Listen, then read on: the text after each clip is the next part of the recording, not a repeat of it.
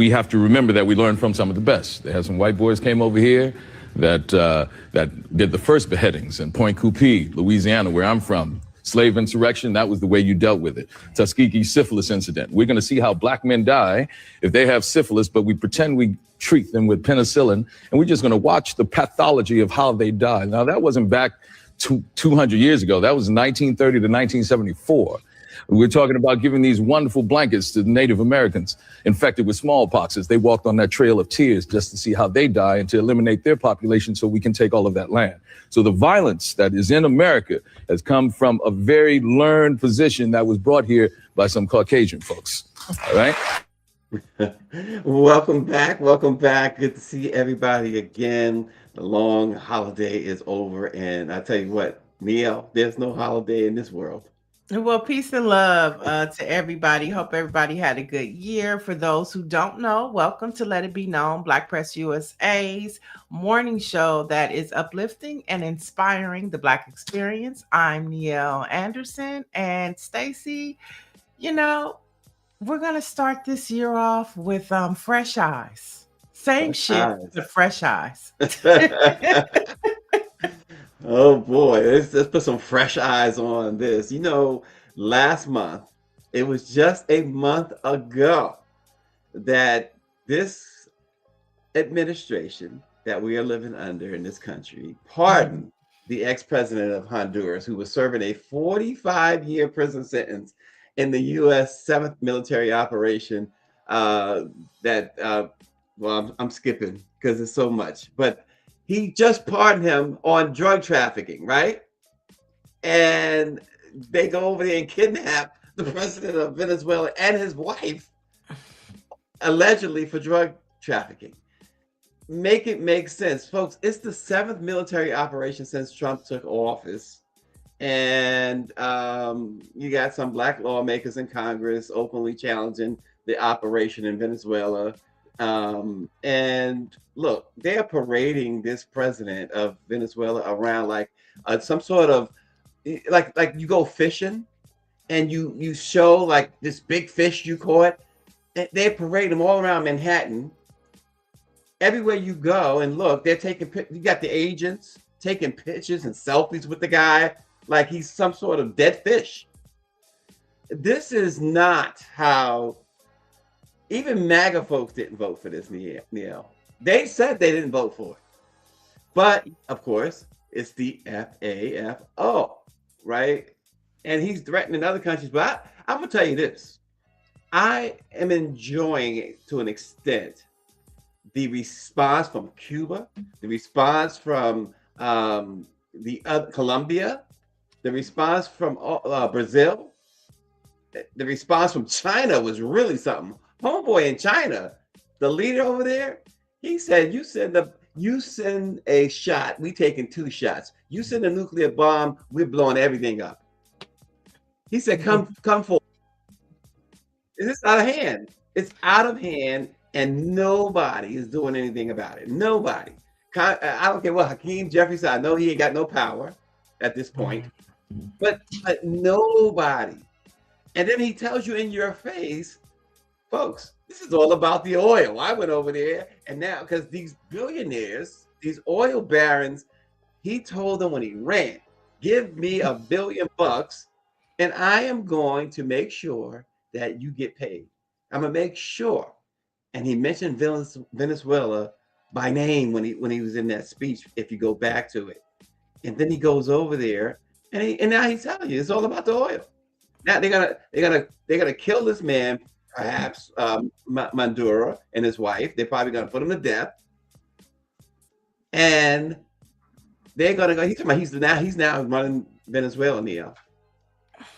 Well, I mean, I think America was shocked on January 3rd to wake up to that surprising news that basically the Department of War was living up to the new name, right? And there's just so much to unpack from what happened from the war room that they created at Mar-a-Lago. You know, you tear down one building, and then you put up drapes in another.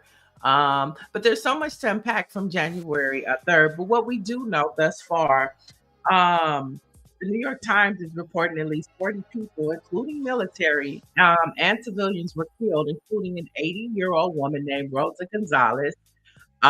We know that 92-year-old Alvin Hellerstein, who was appointed by Bill Clinton in 1998, will be presiding over the Venezuelan president's case. We know that he's here in the United States. We also know that there are thousands of Americans stranded in the Caribbean and can't get back home because Mhm. of what this dictator president in the United States has done. And we know that it's about the oil. And we also know that the Venezuelan people are happy. They're happy. And so two things can be right at the same time. You know, their president was treacherous, just like our president, right? We know that he has done horrible and evil things, just like our president. So I am happy for the Venezuelan people. I'm happy for them. But at the same time, I've seen lots of articles about how our oil companies built the infrastructure in Venezuela, right? We built it, we put all the money, and then for whatever reason, they took it back and they kicked us out.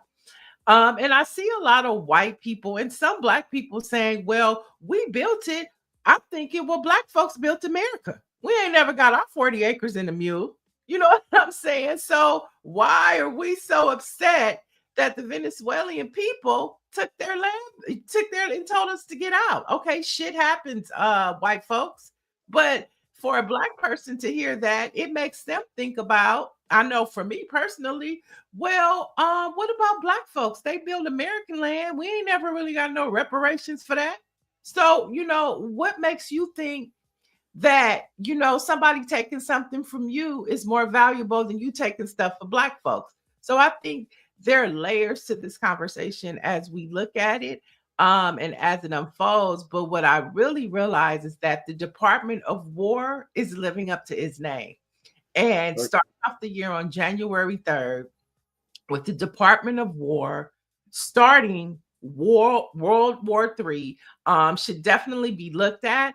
And the conversation should be about that we are now entering World War III, based upon the behavior and the actions. And to your point, Stacey, of him talking about Colombia, him talking about Cuba, him talking about Nigeria, and also realizing that those same countries are in alliance with countries like China and Russia. And so there's been a Pandora's box that has been opened that we should be very concerned about, and be paying close attention to.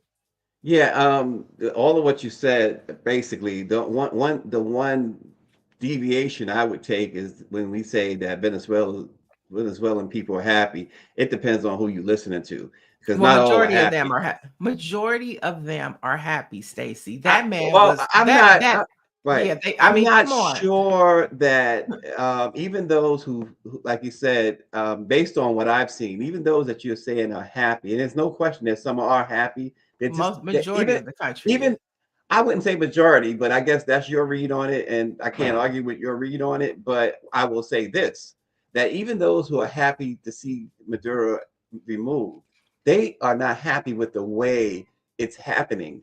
They're not happy with the fact that the U.S. has a dictator who's now going to be their leader right now. They're not happy about that at all. And you know, you call into dictatorship. We've been talking about dictatorships, and you mentioned Mar-a-Lago. Just imagine that someone invades here. Mar-a-Lago is now a serious target. You think about Saddam Hussein. They went in there, they went to the president's palace there, they plummeted it, they pillaged it, and they dragged him out of a hole somewhere. You think about Gaddafi, they blew up his place and you know, they went through it, plunged it, you know, whatever, and they dragged him out of a sewer somewhere. Um, what I'm saying is, and they killed his family, these people's families. Dictatorships in the most brutal way possible. Now they have not yet killed Maduro from Venezuela. And I think that what will happen there is that more than likely, if they try him for certain crimes, they'll put him in prison forever, or until the next president comes and might pardon him or whatever, or they may kill him. Trump, you reap what you sow. You want to be dictator. You want to make Mar-a-Lago the White House of the South. That is all in play for foreign governments. And you got all these, and I'm telling you what, this may sound very racist, but I'm telling you what, the Colombians, the Mexicans, the Cubans, all of them Latin American nations, those Hispanic folks, those Latino folks, they don't play. They'll cut your head off. And they are not playing right now. They have taken a stand publicly, and it's not going to be as easy as 1, 2, 3. The U.S. going into Cuba, Colombia, Mexico. That's not going to be so easy. And Donald Trump will be, and J.D. Vance will be targets. It's off now. It used to be that while the U.S. never really, whether whoever was in office, never really obeyed international law. They never obeyed the Geneva Convention.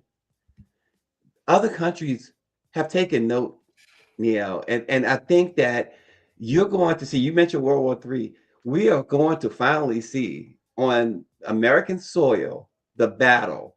It's coming here, folks.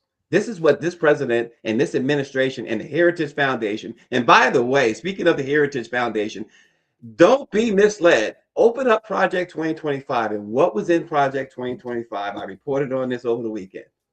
Venezuela. What happened the other night is in Project 2025. So all of them. Well, they anticipate things happening on our soil. I mean, and it goes back to me saying, just talking about them changing the name of the Department of Defense to the Department of War, because that changes the mindset, and it also changes how the infrastructure and how they operate. And I, am beginning to pay attention and see that name, the Department of War, really means something, because that's what they intend to do. They intend to start war. But it's coming here. And so it's coming here. Well, that's what I'm getting to. They anticipate that. If you are preparing for war, then you anticipate it happening on your soil. But guess what? When it happens to us, the casualties are going to be us, but that's going to be the ammunition that they need to continue to fight. And so they've already anticipated happening to us, Stacey, but they don't give a damn, because they don't care about the casualties. They don't really care about the American people. We know that by all of their actions that they've done last year, and all of the things that are going to be implemented this year domestically that are going to hurt and disenfranchise the American people, not just people of color, but their voters too. Okay. So when you say it's going to happen on this land, they know that. And they want that to happen, because that is going to give them the ammunition they need to continue their war. What makes them, what makes America think that they can go into other countries, kidnap their leaders, and it can't happen here? Why do we think it can't happen here? Well, I mean, it is true. The United States does have the strongest and largest military known. And so I think it's harder to do something like that in the United States. I'm not saying that they can't, but it's much harder to go come into the United States and take over than it is for another country. Well, not necessarily take over, but take your leader. Yeah, I mean, I think that's a Denzel Washington or Jamie Foxx presidential movie. But I'm not saying that it can't happen, but that is a far stretch, Stacey. I do believe. I do. No, so what I'm saying, I'm thinking about all the regimes that has happened, and they went into Honduras, they took that president. They remember Nicaragua. Noriega, they took him. There have been other leaders that they have. Trump is not the only one, and what I'm saying that his leadership is not the only one, but these countries that they've gone into, must have felt, at least their security felt. And I know Venezuela certainly, because you hear it coming out of there. They felt that they had a fail-proof system in which there's no way you can come in here and grab our leader like this. Go into the presidential palace. It's like going into the White House or Mar-a-Lago. There's no way you could do that. No, So what I Mar-a-Lago might be a more open target. Mhm. But I still believe with the president there and the way they play, I think that's a hard sell. I'm not saying that it's impossible, Right. but I just want to be clear. I do believe two things can be right at the same time. I believe that the people of Venezuela have a love, a bittersweet. It's bittersweet to them Mhm. because they do enjoy the freedom. They Mhm. are celebrating, they are rejoicing, but at the same time, they don't want to be colonized and they do not want the United States, and they do not like the headlines that they're hearing that the United States is going to run their country until the United States decides how that country should move forward. No, they're not happy about that, but they are happy that the dictator is gone. And that's what I'm saying. Two things can be right at the same time. So I don't think we have to argue both, Mhm. because both are true. They don't Right. want the United States running their country, but they didn't want the dictator in either. Yeah, so I saw something, and not that I'm for dictatorships because I'm not, but I saw something very interesting about Muammar Gaddafi, as bad as he was. Um, and this is a note for Donald Trump, who is a wannabe dictator. Hey, listen, that's not an insult to the man. He wants to be a dictator. It's no question about it. He wants to be a dictator. So here's what you can learn from a other dictators. If you want to emulate any dictator, maybe it's Muammar Gaddafi in this sense. Uh, Citizens in Libya under Muammar Gaddafi, once when they got married, the government gave them 60,000, whatever their currency is, gave them land, right? Healthcare was totally free, totally free. Um, Jobs were aplenty. All the stuff that we see that we can't afford, can't get, people can't get jobs, you can't get healthcare, you get married, cost you an arm and a leg to get married, cost your arm and leg and have a baby. In Libya under Gaddafi, you had a baby. They also gave you something like 60,000, whatever the currency was. How about imitating that type of dictatorship? That part of the dictatorship, Donald Trump. How about imitating that part of it? Because Right. America is used to being the so-called land of the free. Depends on what color you are, but it's supposed to be the land of the free.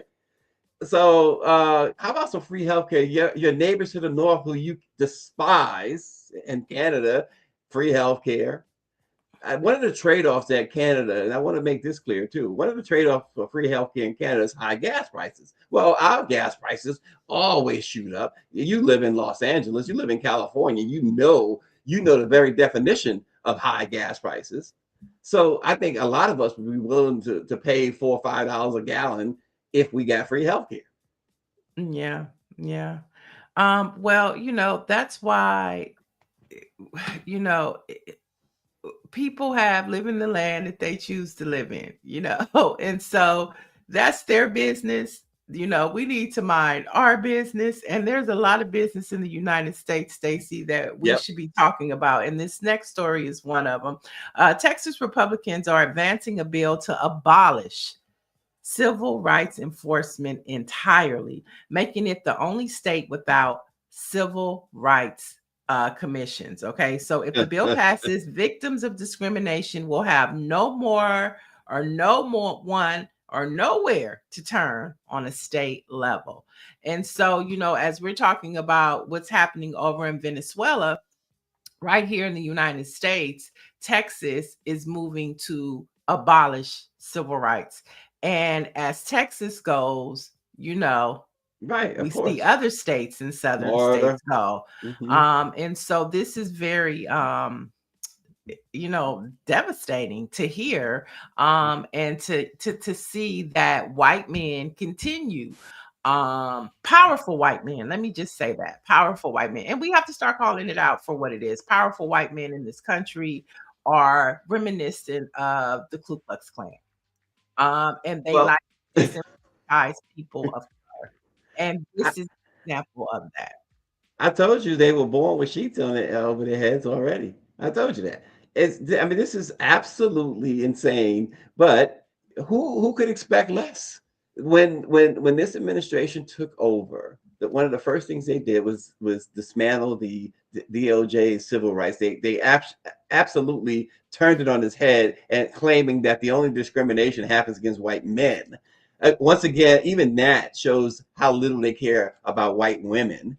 They could care less about white women are simply baby makers to them. That's it. Have babies. That's all you're good for. And white women should be offended because there's a lot of brilliant white women out there. Right. And like it's not even about, what we think statistics show.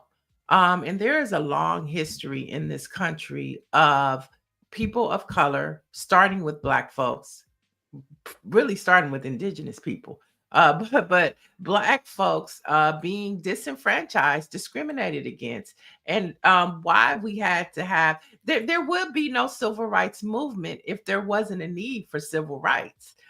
There wouldn't be a Civil Rights Act of 1964 if it wasn't needed. I don't think that Congress nor Lyndon B. Johnson, I don't think that Dr. King, I don't think that John Lewis, Black folks didn't want to get beat up just to be able to sit at a counter with white folks. Right. So when people say that, oh, that's not true, that's just race baiting, all the no. Let's just go back. It ain't been 100 years. Black folks couldn't sit in the same restaurant, drink out the same water fountain, use the same restroom as white folks. No other Right. folks but white folks. Wasn't Latino folks, wasn't indigenous people folks, wasn't Asian folks. It was white folks. And so because of that, black people led the charge. And I'm talking to an audience of one now in the chat. But black people had to lead the charge to make sure that we compete in the same stall as white folks to drink out the same water fountain. So when you say that civil rights isn't needed and it's race baiting, that's just total bullshit.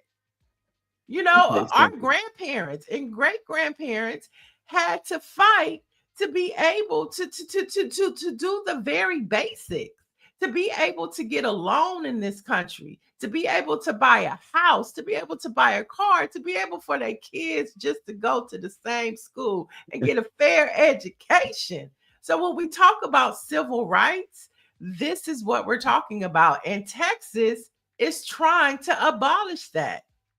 Black folks should be highly concerned about what's happening in Texas, not just with the voting rights, but now look, they're attacking our civil rights.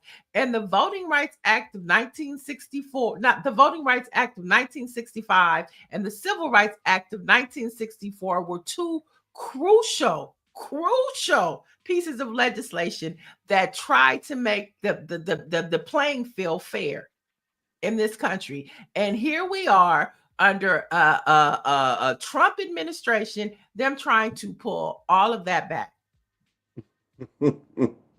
Yeah, it's welcome white folks, welcome racist folks, welcome bots.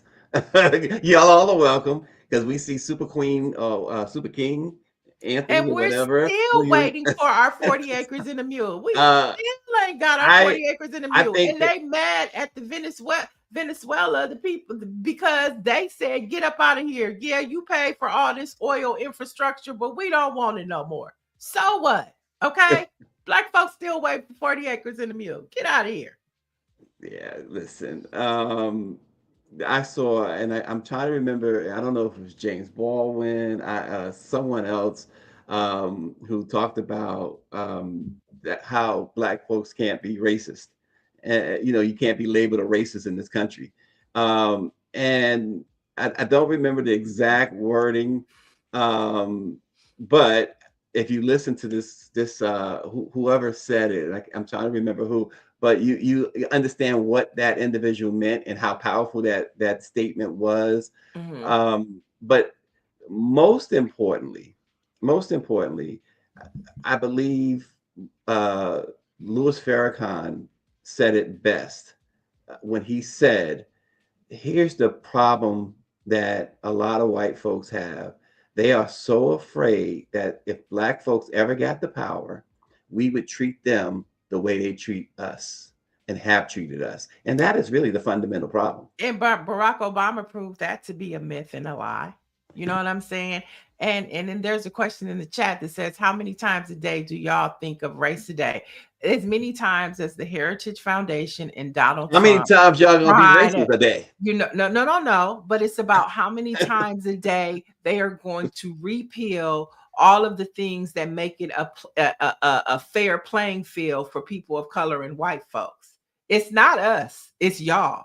It's not us, it's y'all. I'll say it one more time. It's not us, it's y'all. And this Trump administration, ever since they got in office last year, they have proven that it's y'all, because they continue to take everything away that has been gained since the Voting Rights Act, since civil rights. They're turning all that away.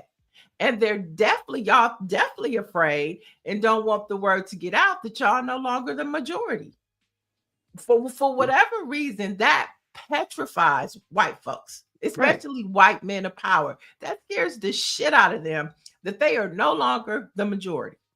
Yeah, and the only thing, listen, for the most part, the only thing black folks ever wanted was a level playing field. Why was that? Why is that too much to ask? And then, of course, you get the brainwashed ones who will say stuff like these idiots saying on the chat. So there you have it. Well, moving on to more news that we need to know about, because a lot of things, of course, when we know the year changes, different laws and ordinances take place. And with the new year, new restrictions and bans for Americans living in 5 states who receive SNAP benefits. So starting back on January 1, people living in Indiana, Iowa, Nebraska, Utah, and West Virginia, they're no longer able to purchase soda, candy, or other junk food items. Now, the National Grocers Association and other trade groups estimates the restrictions will cost U.S. retailers $1.6 billion initially, and additional $759 million every year after. So once again, the Trump administration continues to do things, and they're not well thought out plans. Because although they're hurting, the recipients, but guess what? They're hurting their buddies in corporate America, the retailer chains as well, because now they are going to be impacted by this and lose money. So it's going to be interesting to see as they move and they don't continue to flush out these dumb ideas, how it's going to impact their friends. And we know that there is no honor among thieves and no honor when it comes to the bottom line, and that's the dollar. Donald Trump will tell you that. Well, I got 2 facts to say about that. One is, again, the myth has been perpetrated forever, and now they are finding out. White folks rely on social services like SNAP and other things more than black folks, number one. Number two, the real big thing here is, Niele, give me the Epstein files. All of them, unredacted. That's the real thing. So come on. That's just, come on. All right. So moving on, because they do what they do because they're thinking they're hurting mostly black and brown people with stuff like SNAP and all that. That's the bottom line. And so all of them are, as you said a long time ago, we've repeated it many times, they are FAFO. That's all. The United States Postal Service is moving to postmark. They're moving the postmark by processing date, causing concerns. The postmark by processing date, which caused concerns for voters and healthcare patients relying on deadlines. Most people assume their mail is postmarked the day they drop it in a mailbox or at a post office, but that's not the case anymore. According to the Postal Service, they said, while the presence of a postmark on a mail piece confirms that the Postal Service was in possession of the mail piece on the date of the postmark's inscription, the postmark date does not inherently or necessarily align with the date on which the Postal Service first accepted possession of the mail piece. So, in other words, folks, your mail isn't always postmarked on the date it's collected. And that could hurt a lot of things, Neil, as you know. Yeah, most importantly, as we look at 2026 and the midterms and how critical they are going to be to the future and the direction of this country, Donald Trump he doesn't like mail-in ballots one day. They're okay when they benefit him, but this can really impact the midterms. And so this information is crucial. It definitely needs to get out. And it's just another subtle way of Republicans trying to steal the election. This is, what they're doing is they're building up their mechanisms. They'll do it at the polls, and now they're doing it with absentee ballots. They do it with misinformation. So this is just another layer of how they plan to keep their power by having Republicans stay in power in Congress. And of course, there's also the conversations about prescriptions and legal documents. But there are ways to make sure that your mail is post dated. If something is very critical and important, Stacey, just, people need to just go into the post office and get it actually postmarked from a postal worker. You just have to stand in line. If it's that important, stand in line and get your stuff postmarked. And that is really the bottom line, because they are pulling out all the stops. If you remember, Neil, in Trump's first term, he turned the Postal Service upside down, and it's never been the same again. So this is all a part of that, him living out his ancestors' wildest dreams. I'm gonna go back for a second to the Epstein situation, because the Colombian president, Gustavo Petro, went all in yesterday on the Trump administration, calling the U.S. government a government of pedophiles. And then, like I said, they're not playing. And the Epstein files are out there, and the Colombian president really, really went all in, and he dared them to release the files. He called Trump and the U.S. government a government of pedophiles, going into Venezuela to arrest a person they're claiming to be a criminal. Yeah, well, lots of countries have been speaking out. I know the British Parliament, one of the dignitaries, how Parliament goes back and forth while they were in session. I guess it's equivalent to our Congress. One of the leaders said, well, since Trump went over there and to Venezuela, can we go over to Israel and get Netanyahu? So see, it opens up a Pandora's box, right? So when you think about, like, yeah, why can't you go get Netanyahu? Somebody go over there and get him. There you go. And this my last note on that. He used, the Colombian president, by the way, used your words too, Neil. He said he called them a clan.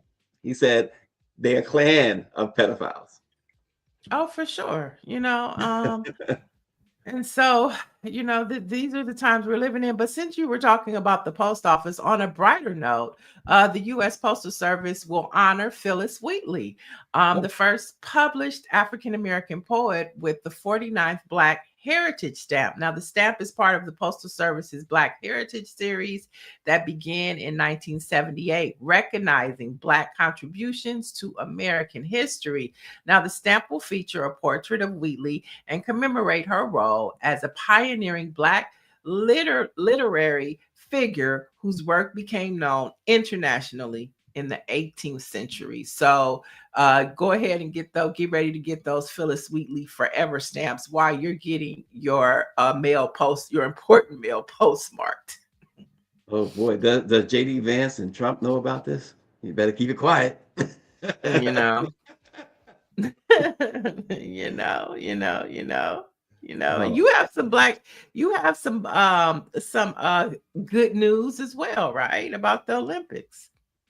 I do. The young lady who plays hockey. Layla Edwards is set to become the first Black woman to play Winter Olympic ice hockey for Team Mm. USA. She's 21 years old, out of the University of Wisconsin, and she's been included in Team USA's 23-player roster for 2026. So good for her. And I tell you, listen, I know that it's not traditionally been a sport that many of us have participated in, but my family and I, we go to some hockey games. We love it. It's hockey is a it's a great sport. It's you talk about athletes, these guys on ice are some serious athletes. And Layla Edwards, I have not seen her play, and now I'm very much interested in watching her play.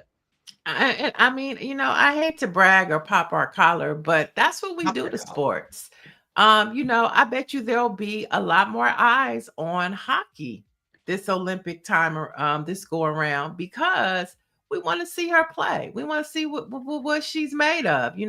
Think of ice skating. Think of just the Winter Olympics is they don't draw as many ratings as Right. of course the Summer Olympics do, but things like this bring eyeballs. And I think that's why they decided to bring Snoop Dogg to the Winter Olympics because they want more eyeballs on the Yeah. sport. So, we got her and now Snoop is coming. And I also read that they have even hired social influencers to be a Yeah. part of the Olympic Games, the Winter Olympic Games. So they're trying to bring more eyeballs in stories like this, and Snoop Dogg and these creators might be just what the Winter Olympics need. Although I love the bobsledding, I love the Hmm. ice skating. Yeah. But statistics are what they are. Ratings are not as high as summer, so this will help. Well, the last time, just to put that into perspective too, when we talk about hockey here, the last time that it has generated this type of buzz was 1980, when the U.S. Olympic hockey team pulled what they called the Miracle on Ice when they defeated the Soviet Union team. Mhm. Um, and it was just a shocker because the Soviet Union team back then, folks, the U.S. hockey, and this is why basketball started having NBA players into the Olympics, but the Soviet team was all professionals, whereas the Olympic team was not. They were all Mhm. amateurs, I and they didn't know that. pulled off they pulled off the upset of upsets, and they even made movies about it, et cetera, et cetera. But in the 1990s, around Mhm. 1990 is when basketball, they said, listen, uh, we're tired of this.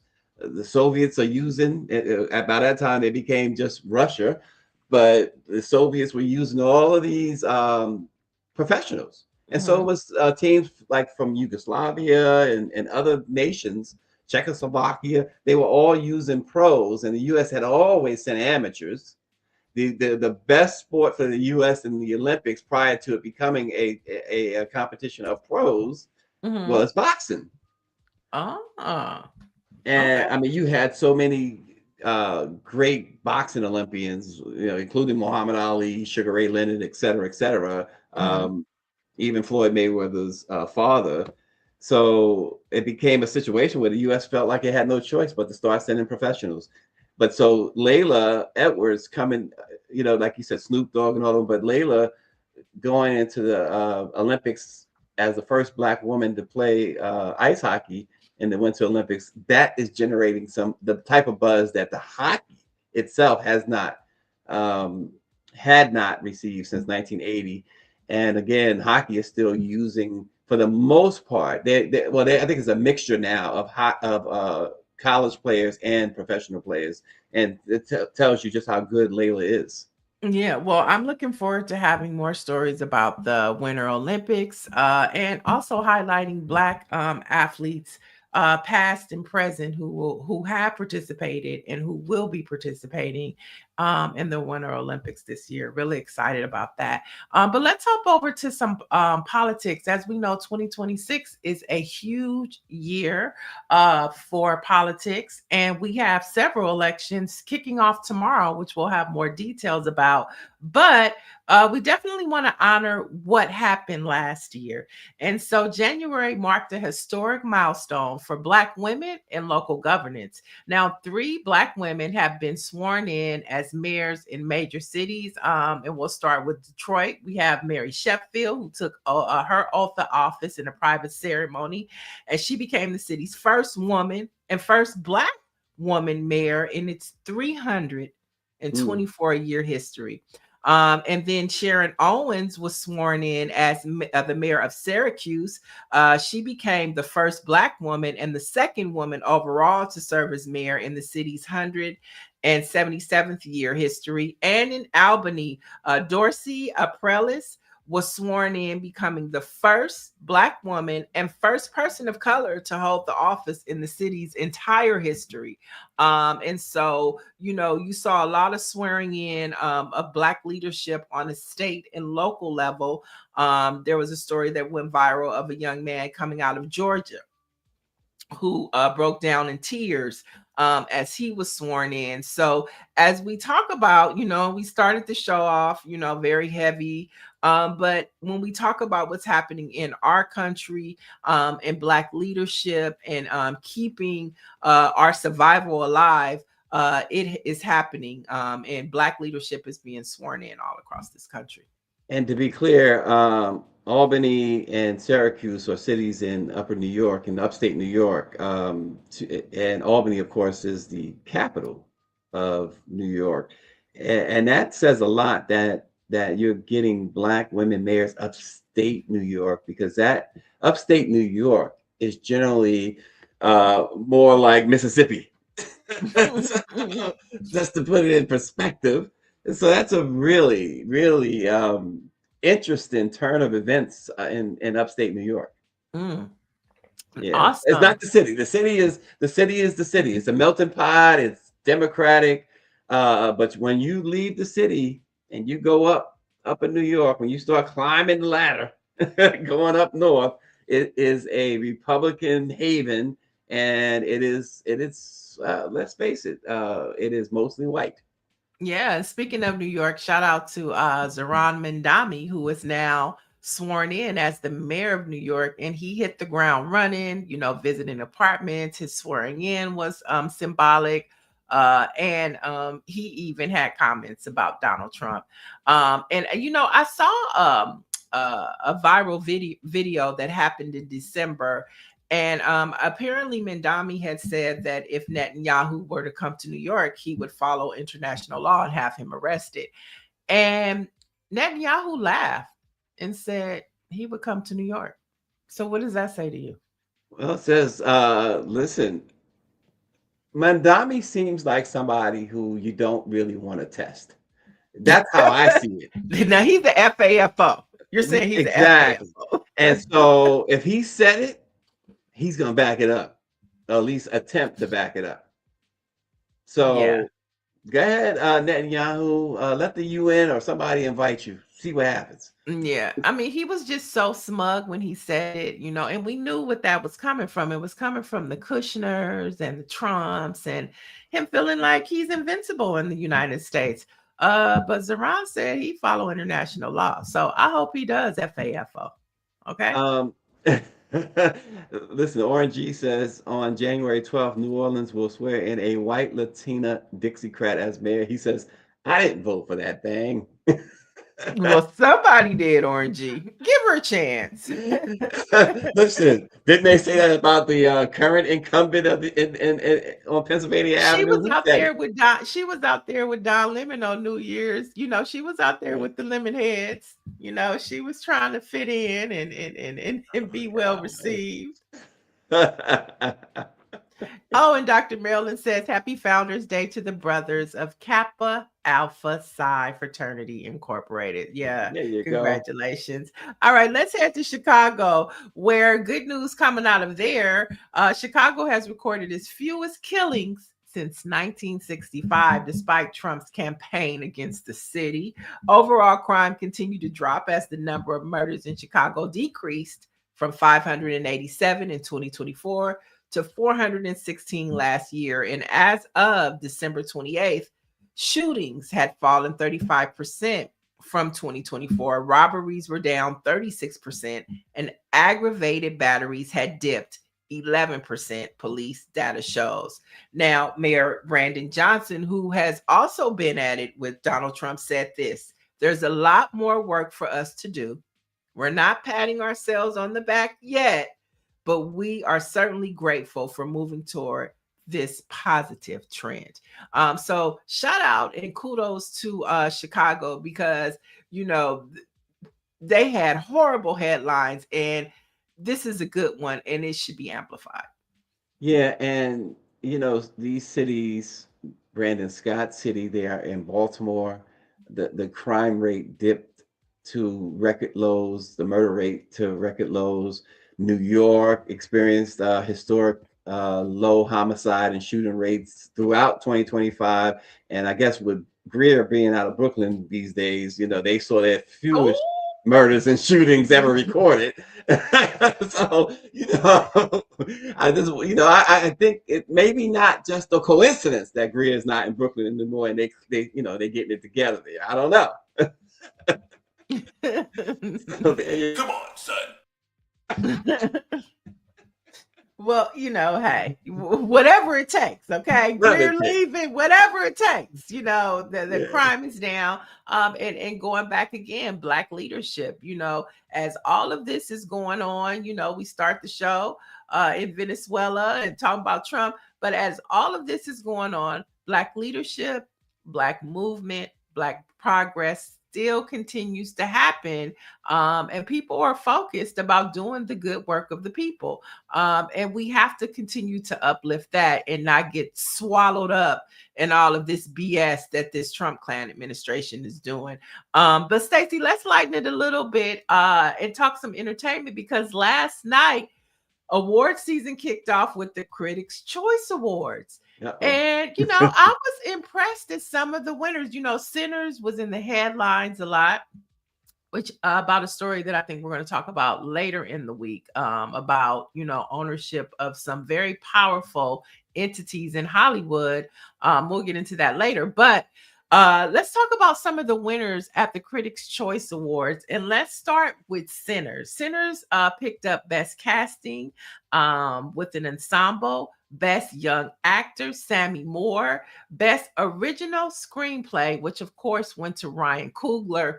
We were hoping that Michael B. Jordan would walk away with Best Actor, but he didn't. But for them, Sinners to walk away with 3 awards, I thought that was pretty huge. It is. There's been, like you said, a lot of talk lately about Sinners, and we'll get into it later this week, like you said.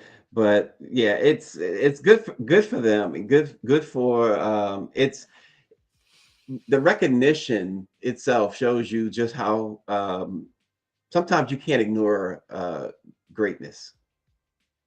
For sure. And I think the creators of that show, I've never watched it, but I'm going on everything I've heard, everything I've read, and including the critics of that movie.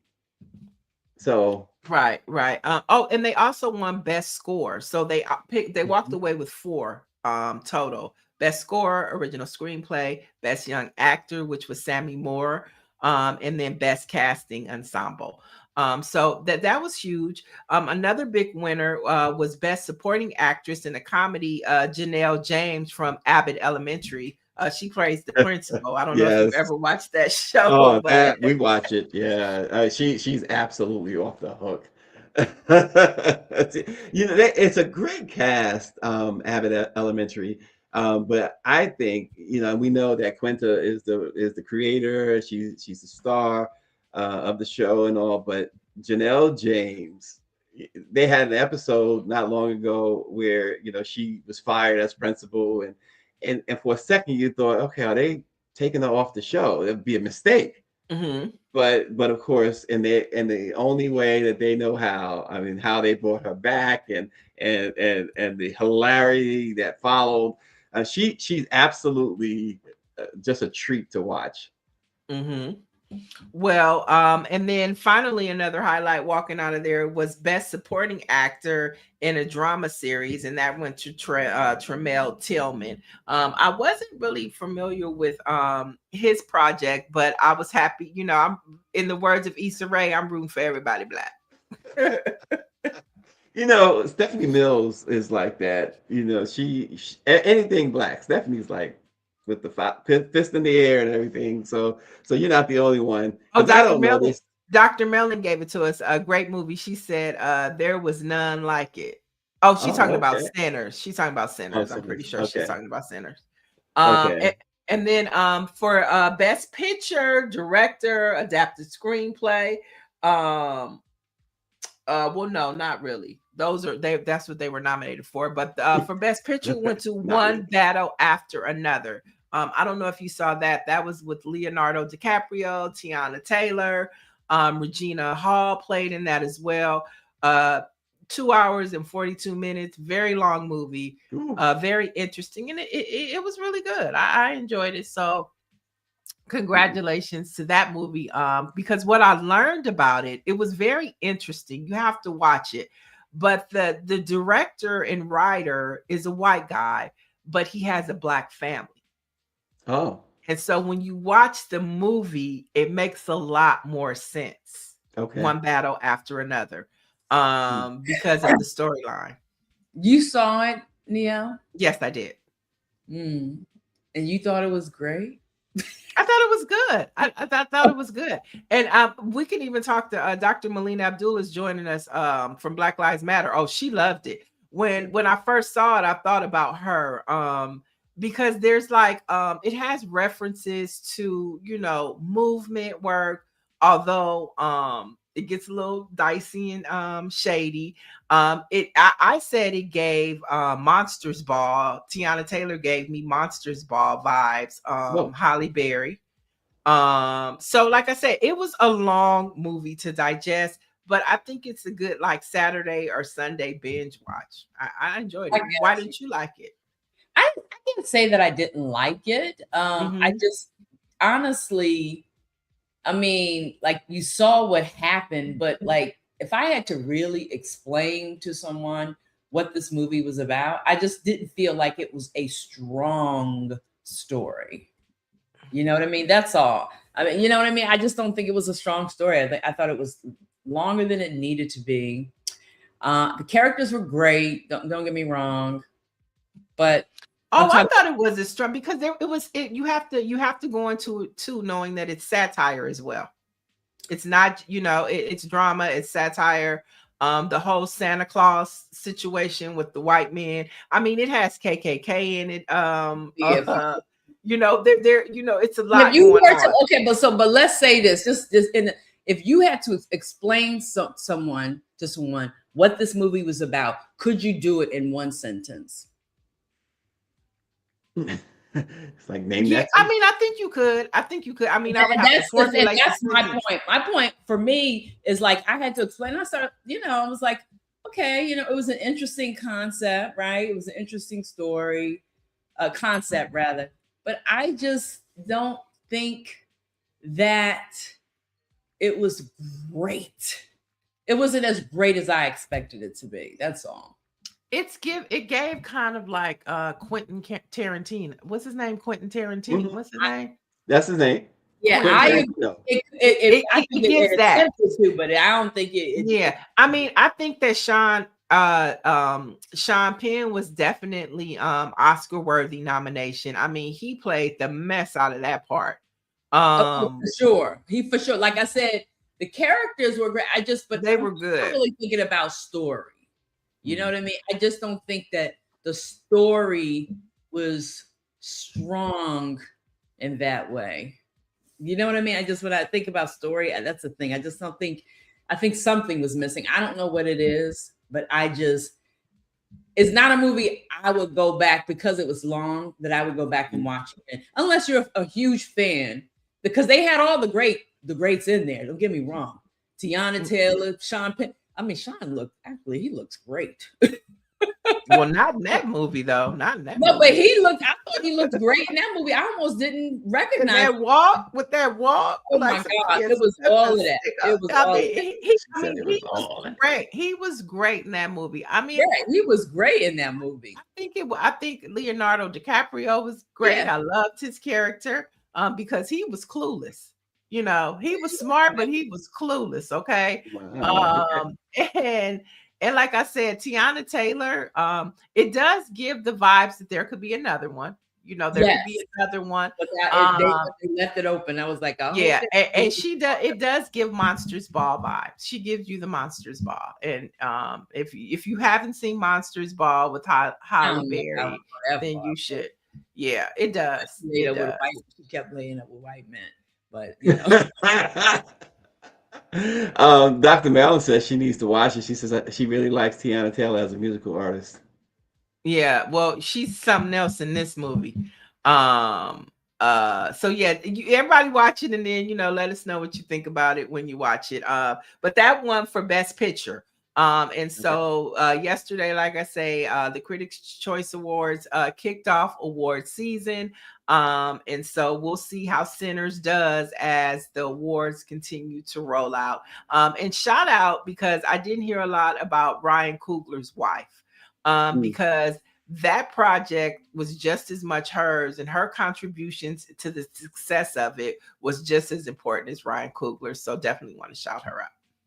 Oh, okay. She says her goal, Dr. Marilyn says her goal this year is to read more books than watch TV or movies. Well, I have a book for you. It's called The Davenports. I started reading it over the break. The Davenports takes you to the Gilded Age. If you like the Gilded Age, The Davenports tells it from the Black family's perspective. And the Davenports were a family that created the carriage buggies. And during the time where cars started coming, but this is the same time during the Vanderbilts. In the Waldorf, Astoria folks. So really good read. I'm still reading it, but if you're looking for a book, Dr. Mellon, start with The Davenports. All right, The Davenports. All right. You know what? I'm gonna just say something real quick. Throw this in there, Dr. Marilyn, because you're right.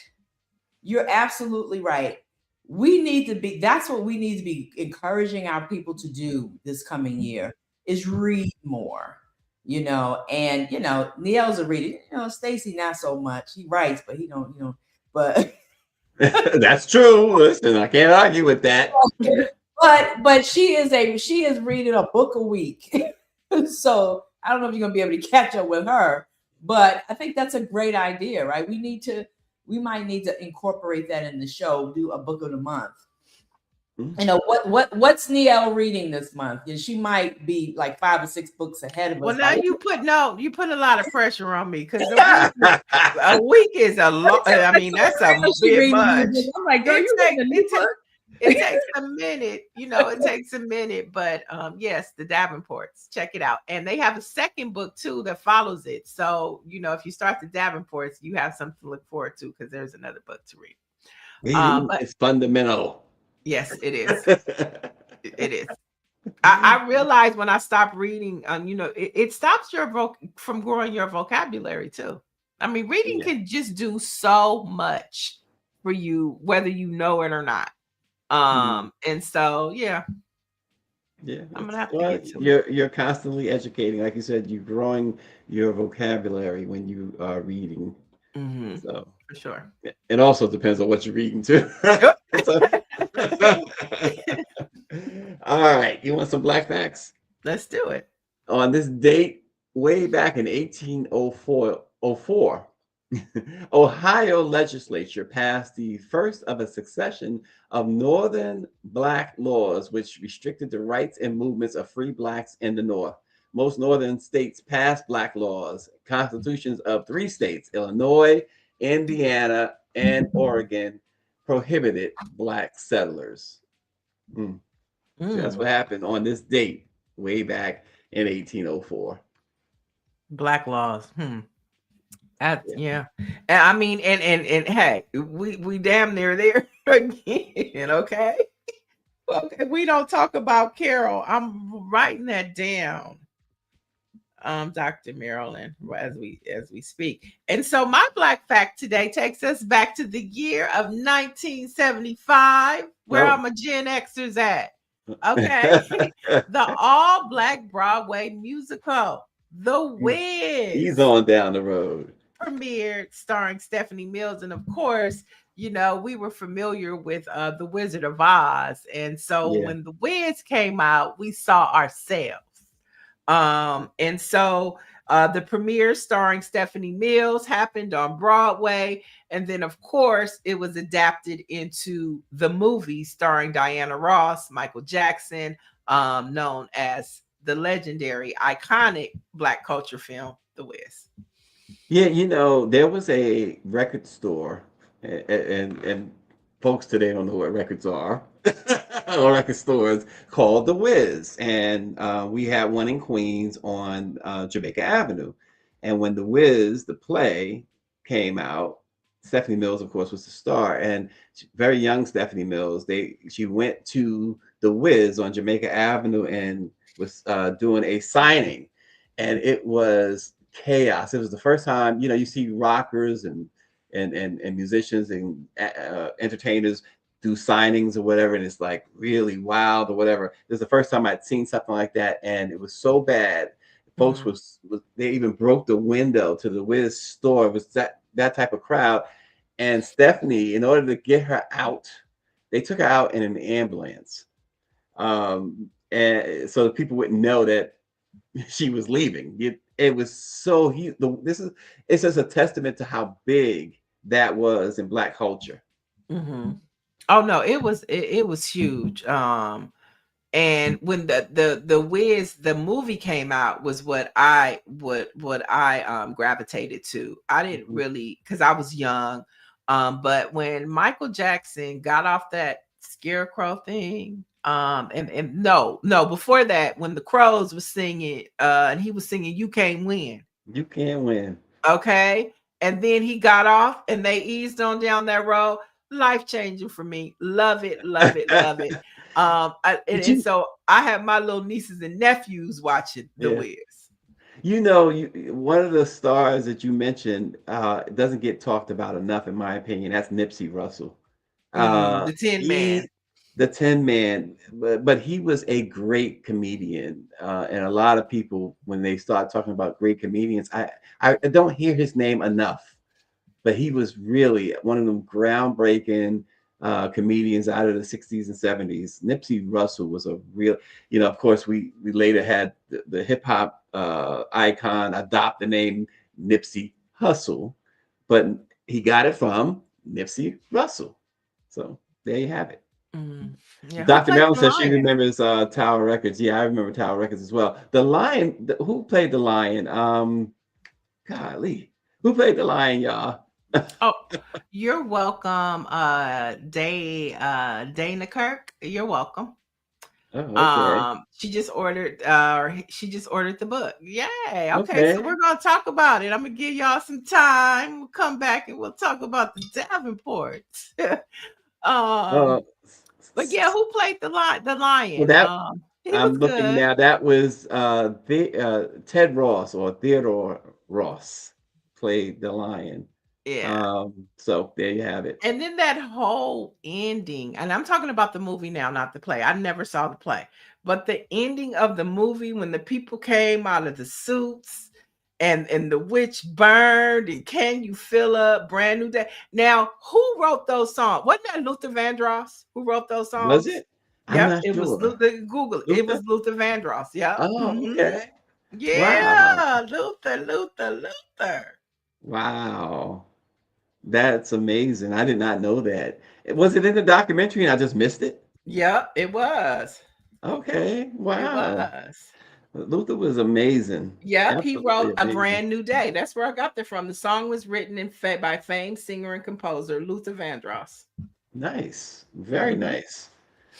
All right. So there's some history right there. The Wiz. That's a good one. And like you said, those who were around at that time who were old enough to remember, that was a treat for us. It really was. It was.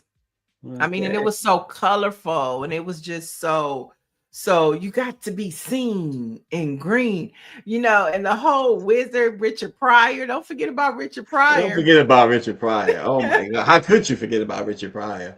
Oh my gosh. Richard So was yeah, one of a kind. that's it. Okay, well, folks, tomorrow is a January 6th, as you guys know, and January we will be talking about the anniversary. And to me, January 6th, 2021 began the descent into what we are today in America.